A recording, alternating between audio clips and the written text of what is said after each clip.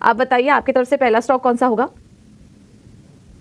Stocks पर जाने से पहले अनिवार्य होगा हमारी तरफ से कहना कि जो कंपनी है, जो प्रयास हमने किया है आज के शो में, वो ज्यादातर चयन किया है सरकारी कंपनियों का।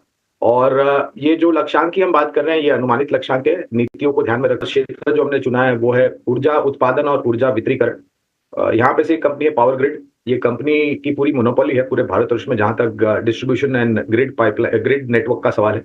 पिछले साल करीबन तीन डिविडेंड दिए थे और एक बोनस भी दिया था, और ये सब एडजस्टमेंट के बाद इसने हाल ही में एक नया सर्वोच्च स्तर बनाया था।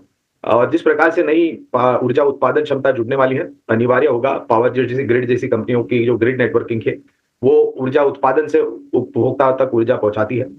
लक्ष्य पावर ग्रिड का हमने निर्धारित किया करीबन 445 का। ये अनुमानित लक्ष्यांक है, नतीजों और नीतियों को ध्यान में रखते हुए। दूसरा क्षेत्र जो हमने चयन किया है वो है रक्षा क्षेत्र पूजा। और पिछले 4-5 सालों में जब से एफडीआई एंड डिफेंस की नीतियों को लागू किया गया, तब से लेकर के आजकल, और कल भी एक रिपोर्ट आई थी, जिस मात्रा में हमारी क्षमता है स्थानीय ऑर्डर्स को एग्जीक्यूट करने की, और इससे बड़ी जो एक्सपोर्ट मार्केट है वहां भी बहुत बड़ी अपॉर्चुनिटी।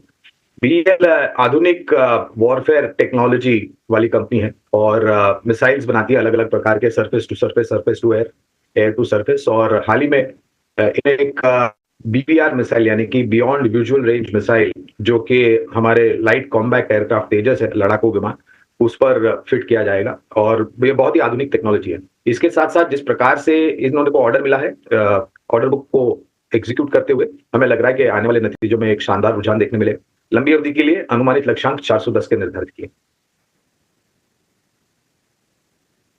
ठीक है, तो 410 के लक्ष्य आ सकते हैं बीईएल में। ये एक रिकमेंडेशन यहाँ पर गौरांग जी की तरफ से। डिफेंस स्पेस पर स्वदेशीकरण पर सरकार काफ़ी समय से वोकल रही है, और पिछले बजट में भी हमने देखा था कि बड़ा आवंटन हुआ था। इस बार वहाँ पर बजट आवंटन और आ सकता है डिफेंस सेक्टर के लिए। और इसमें हमने देखा कि पिछले पूरे साल में ये डिफेंस कंपनियां भागी भी बहुत है।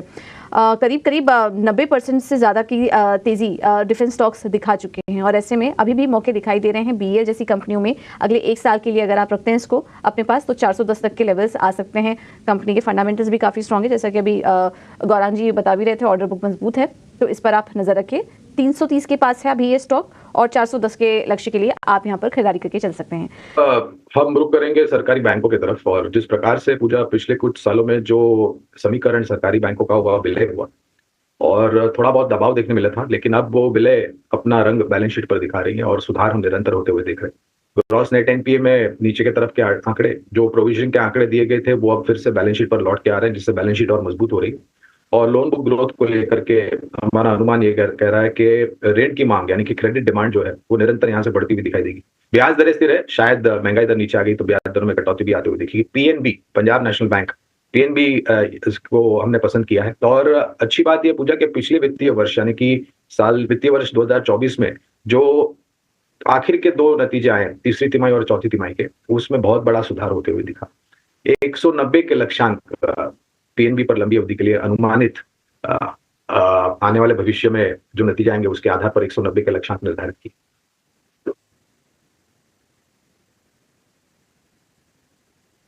भी सरकारी बैंकों में अच्छा लग रहा है। 121 के लेवल के 121 के पास अभी है, और 190 के टारगेट्स आ सकते हैं अगले एक साल में। नतीजे काफ़ी अच्छे जा रहे हैं कंपनी के। और जब हम कैपेक्स की बात करते हैं, मैन्युफैक्चरिंग को और बढ़ावा देने की बात करते हैं, तो वर्किंग कैपिटल की भी ज़रूरत पड़ती है। वर्किंग कैपिटल के लिए फाइनेंशियल सेक्टर पर आप नज़र रख सकते हैं, क्योंकि फिर इनके लिए भी एक डिमांड क्रिएट होते हुए नजर आती है। तो फाइनेंशियल स्पेस में सरकारी बैंकों पर आप नज़र रखें। सरकारी बैंकों में भी पीएनबी, ये स्टॉक आप अपने पोर्टफोलियो में शामिल कर सकते हैं।